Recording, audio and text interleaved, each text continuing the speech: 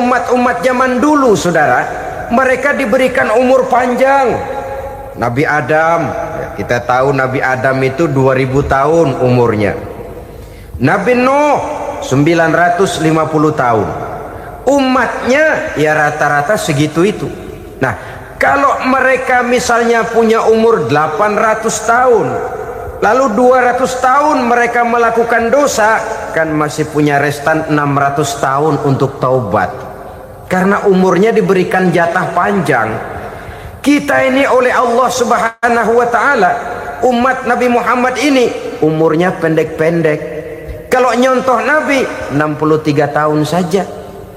Kalau diberikan 70 tahun umur kita sekarang, itu sudah dapat jatah lebih 7 tahun. Alhamdulillah bahwa Allah memberikan saat-saat, waktu-waktu, tempat-tempat yang punya nilai istimewa, sehingga umur yang pendek ini bisa bernilai panjang, nilai ibadahnya bisa bernilai pahala seperti umat yang berumur panjang dahulu itu.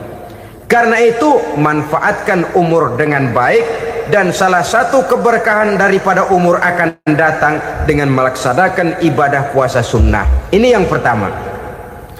Yang kedua, az-ziyadatu fi malihi, berikan tambahan hartanya, menjadi orang kaya. Kaya apa? Kaya hati setidak-tidaknya. Karena dengan tekun dan rajin melaksanakan ibadah puasa, yang segera tertanam dalam jiwa seseorang merasakan cukup di dalam kehidupan. Itulah dia orang yang paling kaya, orang yang hidupnya paling cukup. Kalau orang sudah merasa cukup dalam hidupnya, maka itulah dia orang yang kaya. Saudara-saudara kaum muslimin rahimakumullah, puasa sunnah memberikan tambahan harta, usahanya berkembang, dengan demikian membawa keberkahan, hartanya makin bertambah, akan menunjang ibadahnya kepada Allah, lebih memantapkan dan membawa ketenangan dalam hidupnya. Itu termasuk berkahnya melaksanakan puasa sunnah itu. Yang ketiga, al-hifzu fi iyalihi, diberikan penjagaan, perlindungan terhadap keluarganya, anaknya sehat, sanak famili dan handai tolannya terjaga dan terpelihara dari segala malapetaka, dari segala mara bahaya, kesehatannya terjamin dan terpelihara. Itu sudah merupakan modal yang sangat besar di dalam kita mengarungi kehidupan. Sebab rasanya sulit untuk bahagia, duit kita banyak sekali, usaha kita selalu mendatangkan untung yang berlipat ganda. Tapi sebentar-sebentar anak kita sakit, yang ampek, yang korengan, yang kena musibah, ndak tak karu-karuan sakit, berobat sampai jutaan rupiah. Itu kan sudah tidak membawa kebahagiaan. Uang masuk yang begitu banyak jumlahnya, habis akhirnya untuk berobat saja. Sebenarnya hitung-hitung ya seri-seri juga. Usaha berhasil, duit banyak, habis untuk berobat. Lah sama juga saudara-saudara. Jadi dengan demikian, biar duit kita banyak, asal keluarga pada sehat saja, udah enak bener itu. Duit banyak, ekonomi cukup, keluarga sehat, nikmat rasanya menjalani kehidupan ini. Yang kiamat sudah duit kagak barang seperak, keluarga ampek semua. Kiamat sudah. Saudara hadirin yang saya hormati, jadi yang ketiga, Allah memberikan pemeliharaan terhadap keluarganya. Satu kali orang dipelihara Allah, tidak satu kekuatan pun yang bisa mencelakakan. Satu kali orang disengsarakan Allah, tidak satu tenaga pun yang mampu menyelamatkannya. Itulah sebabnya perlindungan Allah, pemeliharaan Allah terhadap diri dan keluarga sangat kita perlukan di dalam kehidupan ini. Dengan melaksanakan ibadah puasa, kita mendekatkan diri kepada Allah. Dengan dekat kepada Allah, maka Allah pun dekat kepada kita. Sehingga dalam hadis qudsi dikatakan, ta'arraf ilallahi firraha ya'rifka fi syiddah.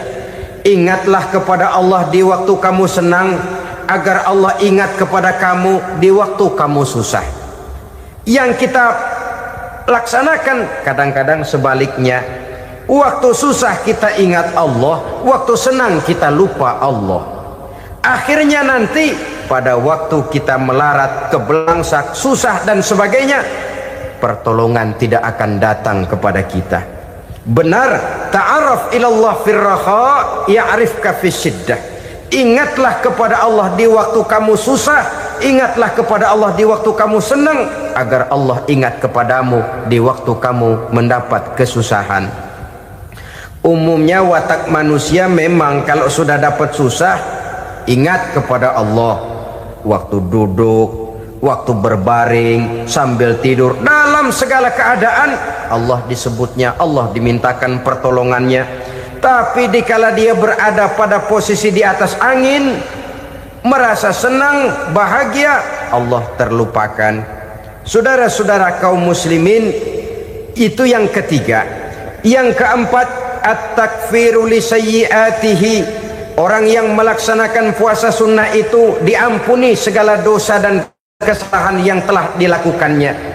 Dan yang kelima, at-tad'ifu li hasanatihi, diberikan balasan yang berlipat ganda dari segala kebaikan yang dikerjakannya. 1 berbalas 7, 7 bisa berbalas 10, 10 masih berbalas 100, masih ditambah dengan wallahu yudha'ifu liman yasha. Allah melipat gandakan pahala orang-orang yang dikehendakinya. Maka carilah satu kebaikan yang apabila kita kerjakan, dosa akan dihapus dan nilai pahalanya menjadi berlipat ganda. 1 kali kita bekerja, 2-30 bisa kita raih dan kita jangkau. Yang keenam, orang yang melaksanakan puasa sunnah di bulan Zulhijjah, at-tashil li sakarati mautihi, diberikan kemudahan pada saat menghadapi sakaratul maut. Maut a mysterious problem. Dia adalah pintu yang setiap orang pasti akan memasukinya. Bahwa mati adalah mati, itu semua kita tahu. Tapi hakikat orang pada saat menghadapi mati itu kan berbeda-beda.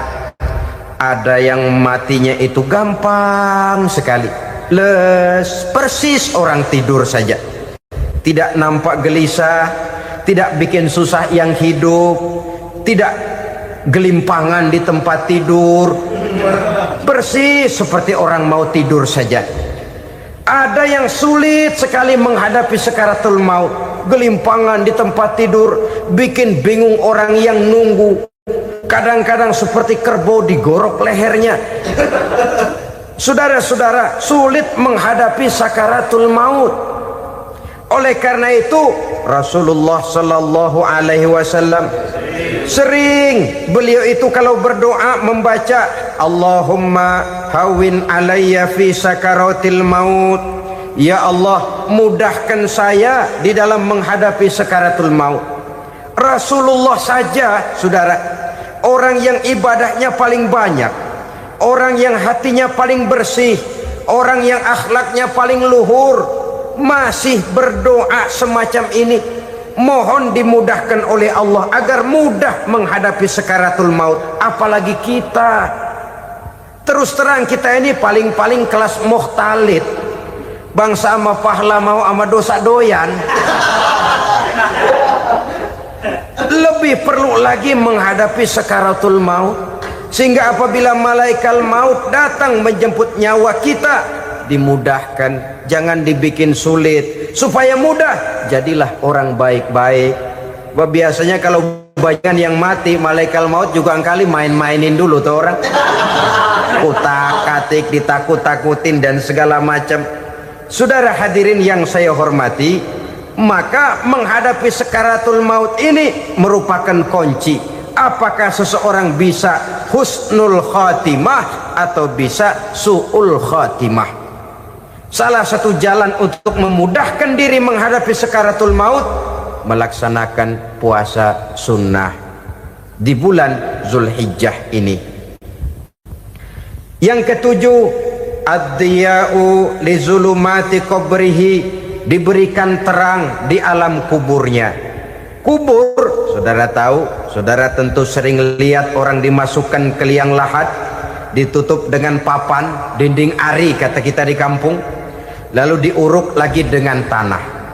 Dalamnya liang lahat, gelapnya liang lahat, gelapnya diuruk dengan tanah, gelapnya di dalam kubur, 3 gelap yang menjadi satu.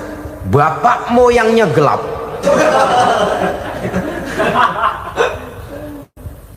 Puasa sunnah ini merupakan terang di alam kubur kita nanti.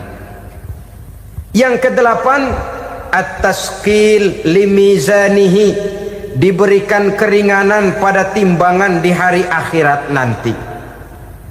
Bahwa setelah dibangkitkan dari kubur, setiap kita akan menghadapi perhitungan, akan ditimbang segala macam kebaikan dan segala macam kejahatan yang pernah kita lakukan di dalam kehidupan. Orang yang melaksanakan ibadah puasa sunnah, at-tasqilu limizanihi, diberikan keringanan timbangan hari akhiratnya nanti. Yang ke-9, an-najah minal bala, diberikan keselamatan dari segala macam bencana. Dan yang ke-10, as-su'ud ala darajatihi, diberikan ketinggian, naik derajatnya, derajat di dunia, lebih-lebih lagi derajat di akhirat nanti. Ini keutamaan yang diberikan Allah Subhanahu wa ta'ala kepada mereka yang melaksanakan ibadah puasa 10 hari di bulan Zulhijjah menurut penjelasan sebagian dari para ulama kita. Jadi setelah puasa Muharram ada lagi puasa Zulhijjah. Kemudian puasa sunnah yang ketiga, puasa sunnah pada hari Senin dan hari Kamis. Apa sumber hukumnya? Diriwayatkan oleh Imam Muslim dari Abi Qatadah, Rasulullah Shallallahu Alaihi Wasallam ditanya tentang puasa pada hari Senin. Kenapa Rasul melakukan itu? Beliau menjawab, zalika yaumu wulidtu fihi wa yaumu bu'istu au unzila alayya fihi. Hari Senin itu adalah hari di mana aku dilahirkan dan hari di mana aku dibangkitkan. Wahyu pertama turun kepadaku pun pada hari itu. Maka sunnah melaksanakan puasa pada hari itu. Adapun hari Kamis, ada hadis yang diriwayatkan oleh Imam Turmuzi dari Abi Hurairah, Nabi bersabda, tu'radul a'malu yaumul isnaini wal khamisi fa uhibbu ay yu'radu amali wa ana sha'im. Disetor amal setiap manusia pada hari Senin dan pada hari Kamis. Maka aku ingin, kata Nabi, agar pada saat amalku disetor itu aku sedang puasa.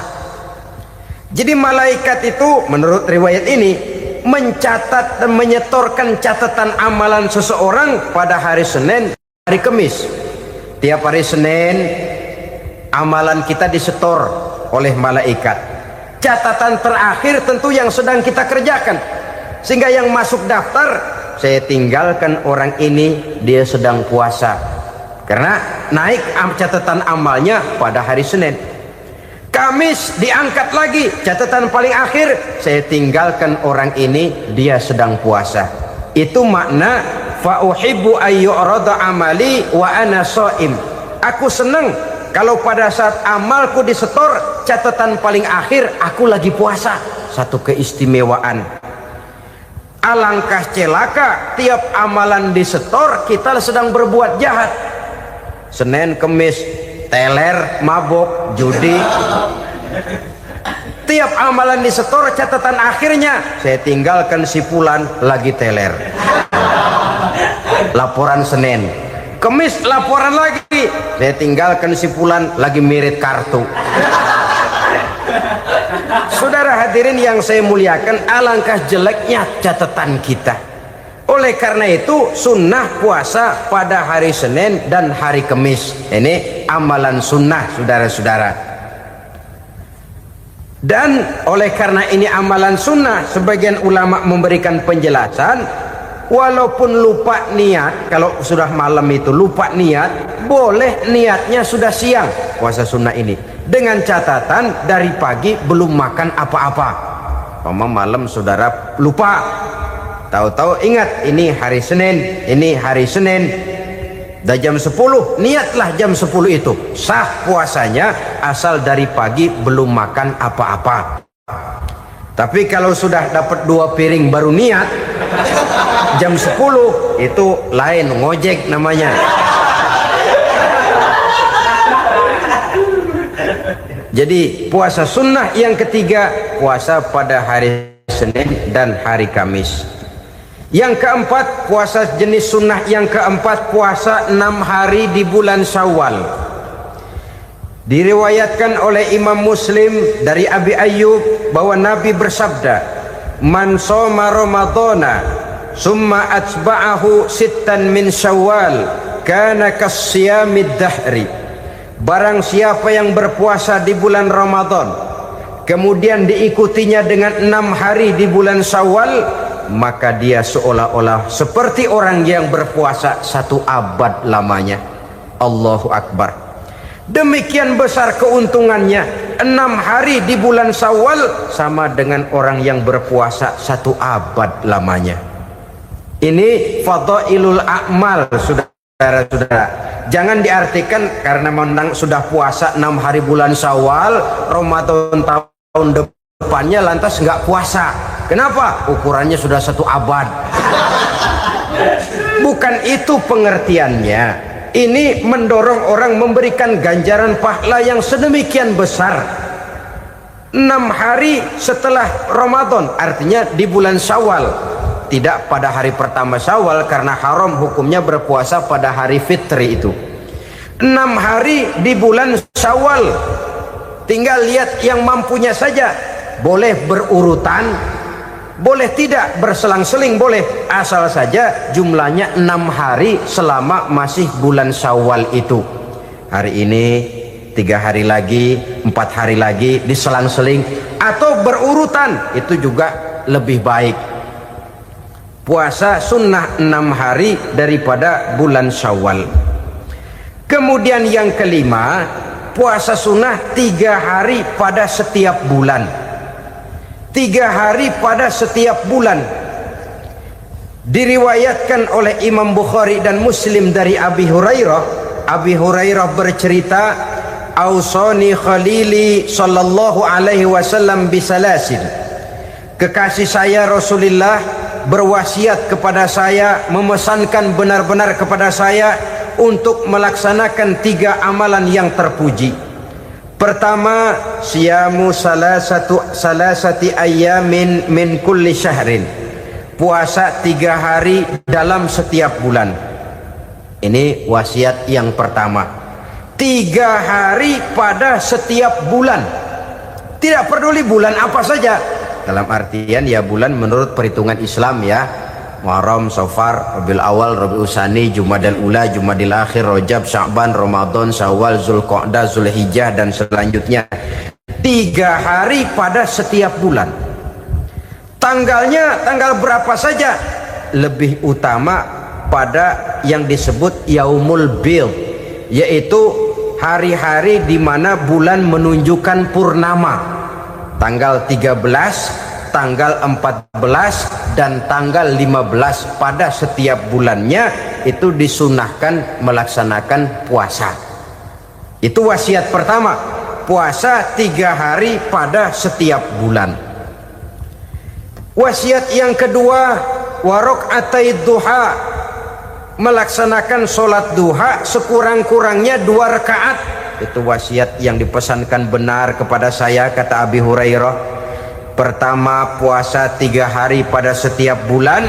Yang kedua, usahakan jangan meninggalkan 2 rakaat minimal daripada sembahyang duha. Kita tahu sembahyang duha itu sembahyang sunnah di waktu pagi seketika matahari naik sepenggalahan. Sekurang-kurangnya 2 rakaat, sebanyak-banyaknya 8 rakaat. Di antara fadilah atau keutamaan daripada sholat duha ini yaitu menyangkut masalah rezeki dan usaha. Kemudian wasiat yang ketiga, wa an utira